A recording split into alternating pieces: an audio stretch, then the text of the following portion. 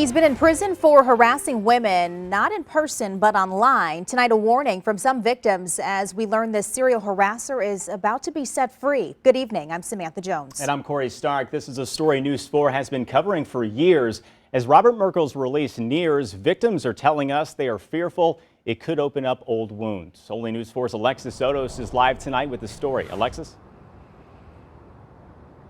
Right now, we are just 11 days away from that man's release from prison, a man who used online dating apps to stalk and harass women. Now, many of those women stood up in court several years ago to share their stories, and tonight they want to warn others before he's back on the streets.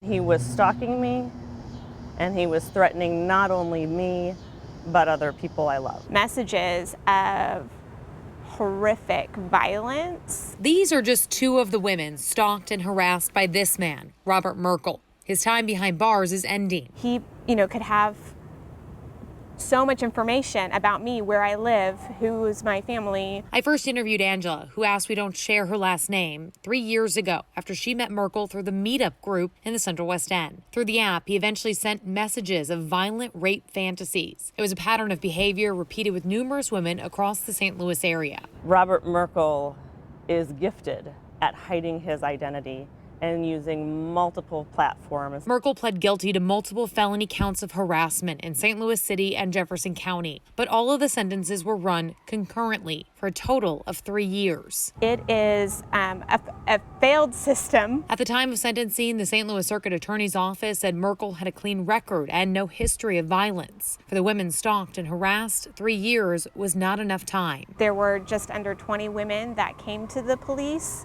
Not all of them pressed charges. These women say much of the work falls on the shoulders of the victims, including now as they navigate getting orders of protection against the man that terrorized them online. Right now, it does fall a lot on the victims and the survivors, and that's unfortunate. That's reason for change. One of the things she would like to see changed is she'd like to see orders of protection last for a lifetime. Right now in Missouri, they last for a year and then they can be renewed. Now, I did reach out to the Circuit Attorney's Office to find out any information pending Merkle's release, but they didn't respond back to our request tonight. I also reached out to Merkle's attorney to see if he had any comment on behalf of his client. We are still waiting to hear back from them tonight. Sam, Corey.